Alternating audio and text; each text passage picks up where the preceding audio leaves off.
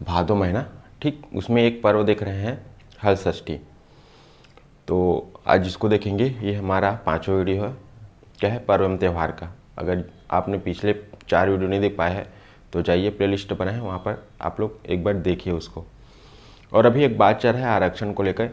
तो आरक्षण क्या होगा, कैसे होगा, इसका जो है कंफर्म जानकारी 2 दिसंबर को ही पता चलेगा। तो आप लोग अभी पॉजिटिव ही सोचिए, इसको निगेटिव सोचने की ज़रूरत नहीं है। और आगे निरंतर क्या करते रहिए, पढ़ाई जारी रखिए, क्योंकि क्या होगा ये कोई नहीं बता सकता। आपका काम है सिर्फ मेहनत करना। तो इसको पॉजिटिव ही सोचिए, पॉजिटिव ही होगा, आपके पक्ष में ही आएगा फैसला। चिंता मत कीजिए, एग्ज़ाम होगा ही होगा।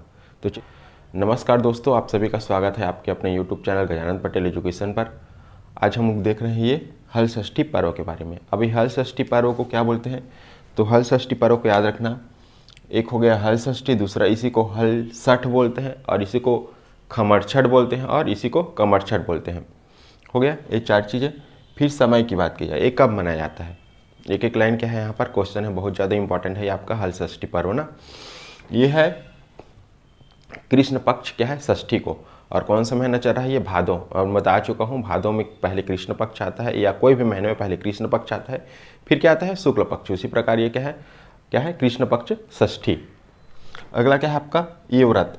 इसमें जो है ये जो पर्व है, ये पर्व मनाया जाता है, तो इसमें व्रत रखते हैं। किसके द्वारा व्रत रखा जाता है, तो याद रखना क्वेश्चन आया था हल षष्ठी पर्व में व्रत किसके द्वारा रखा जाता है, तो वहाँ पर याद रखना है आपको संतानवती माताओं के द्वारा। संतानवती वर्ड यूज़ कर रहा हूँ ना मैं, यहाँ पर कन्याओं के द्वारा नहीं रखा जाता, या फिर ऐसी विवाहित महिलाएं जिनकी बच्चे नहीं हैं वो नहीं रखती इसको ना। संतानवती माताएं के द्वारा क्या है ये व्रत का रखा जाता है।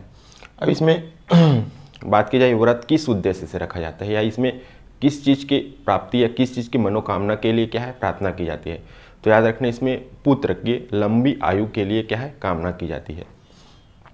फिर याद रखना इसमें पूजा की जाती है। तो गांव में एक जो बीच होता है मोहल्ला, ठीक वहाँ पर एक क्या है कुंड बना के वहाँ पर जिसको बोलते हैं सगरी, तो वहाँ पर क्या है भगवान शिव और पार्वती की क्या की जाती है पूजा की जाती है, और इस प्रकार ये व्रत रखा जाता है। अभी देखेंगे इसकी विधि को। फिर इसमें ये संबंध क्वेश्चन आया था अभी 2022 में, एक एग्जाम हुआ था जिसमें पूछा था हल षष्ठ पर्व का संबंध है, तो आंसर क्या लिया था महाभारत से। अब इसको किस आधार पर लिया था, तो एक चीज़ याद रखना, ये जो हल षष्ठी है या 6वां दिन है भादो का, ऐसी मान्यता है या ऐसा माना जाता है, और इसी को इसी आधार से मानते हैं कि इस दिन क्या है बलदाऊ कौन, तो बलराम जी कौन, तो कृष्ण के क्या है बड़े भाई, भगवान कृष्ण के बड़े भाई का क्या हुआ है जन्म हुआ था इस दिन।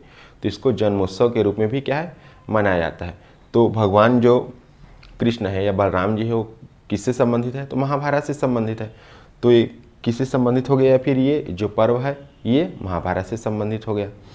अब इसमें उपयोग की बात की जाए, इसमें कौन कौन सी चीज़ें का उपयोग किया जाता है, अलग अलग पर्व का अलग अलग क्या है नियम और विधान होता है ना। तो इसमें याद रखना इसमें पसहर चावल का उपयोग किया जाता है। फरहार करते हैं जब उपवास के बाद ना, तो ये पसहर चावल क्या होता है, तो याद रखना पसहर चावल उस चावल को बोलते हैं जिस चावल में क्या है ऐसा चावल जो बिना खेत मतलब बिना जुताई हल जुताई किए बगैर क्या है जिसका क्या हो पैदावार हो, उसी को क्या कहते हैं पसहर चावल। और उसी को क्या करते हैं व्रत के बाद क्या है उसको भोजन के रूप में शाम को ग्रहण करते हैं। और ये हल जूता हुआ क्यों नहीं, तो क्योंकि ये बलराम जी से संबंधित है, और बलराम जी का जो वो है हथियार है वो क्या है वो हल है। अब इसमें याद रखना इसमें 6 प्रकार के 3 चीज़ को याद रखना है। 6 प्रकार के क्या क्या 3 प्रकार की चीज़ यूज होता है। तो पहला होता है 6 प्रकार की इसमें भाजी का प्रयोग किया जाता है, इसमें 6 प्रकार की भाजी का प्रयोग किया जाता है। अगला है आपका इसमें जो है हल षष्ठी से संबंधित 6 प्रकार की क्या है वहाँ पर जब पूजा की जाती है कुंड बना के सगरी बना के, तो वहाँ पर 6 प्रकार की क्या है हल षष्ठी से संबंधित कथा सुनी जाती है। फिर अगला होता है आपका 6 प्रकार के क्या है संतानवती माताओं द्वारा क्या है खिलौने का उपयोग किया जाता है, जो उस कुंड में क्या करते हैं उसको डालते हैं, ठीक। फिर हो गया इसमें महुआ, तो महुआ का 2 चीज़ याद रखना, इसमें महुआ का क्या है दातुन का उपयोग किया जाता है, और अगला क्या है इसमें महुआ की जो दोना पत्तल है उसका उपयोग किया जाता है। हो गया हम लोग देख ली इधर। एक चीज़ याद रखना और इसमें विशेष, इसमें पोता या पोतनी बोलते हैं जिसको, उसको मारने की क्या है प्रथा प्रचलित है। पूजा के बाद जो माताएं हैं कथा सुनने के बाद घर जाती है तो अपने बेटे को क्या है पोता मारती है। हो गया। अब एक कथा है जो किंवदंती के अनुसार है, मैं इसको बता रहा हूँ।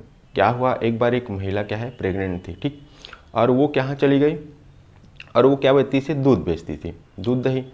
तो वो दूध दही बेचने के लिए जाना था और उसके प्रसव पीड़ा भी क्या है बढ़ रहा था। तो वो ये सोची कि अगर मैं दूध बेचने नहीं गई तो दूध खराब हो जाएगा करके वो दूध बेचने चले गए। और उस दिन हल षष्ठी का पर्व था और वो गांव में ये बोल के दूध बेच दी कि ये जो है दूध जो है गाय का दूध है। और वो रास्ते में जब जा रही थी तो उसको एक बच्चा पैदा हो गया था और वो जो वापस आके देखी तो बच्चा मर चुका था। फिर उसको लगा मैंने झूठ बोला है इसलिए बच्चा क्या हो गया, मर गया है। तो गांव में जाके सबको फिर बताई कि मैंने ऐसे ऐसे झूठ बोला था और ऐसा ऐसा मेरे साथ हो गया करके। तब वो जो माताएं हैं जहाँ गांव में दूध बेच के आई थी झूठ बोल के कि ये किसका दूध है, गाय का, आगे मैं बताऊंगा गाय के बारे में। तो फिर उन लोग ने उनको माफ़ कर दिया और क्या हो गया, वापस आके देखी तो बच्चा क्या हो गया, जीवित हो गया। तो यहाँ पर दूध शब्द आया, वो भी गाय के दूध। तो एक चीज़ याद रखना है यहाँ पर, गाय के दूध, गाय के घी और गाय के क्या दही का प्रयोग नहीं होता, बल्कि इसमें क्या होता है भैंसी के दूध का और क्या है घी का और दही का प्रयोग किया जाता है। तो ये हो गया आपका हल षष्ठी ना। तो थैंक यू आप सभी का। अगर इसका पीडीएफ चाहिए तो आप टेलीग्राम चैनल से जुड़िए। टेलीग्राम चैनल का नाम है गजानंद पटेल एजुकेशन, जिसका लिंक मैं इस वीडियो के डिस्क्रिप्शन बॉक्स में दे दूंगा। वीडियो को क्या कीजिए, लाइक कीजिए, चैनल को सब्सक्राइब कीजिए और अपने दोस्तों में ज़्यादा से ज़्यादा शेयर कीजिए।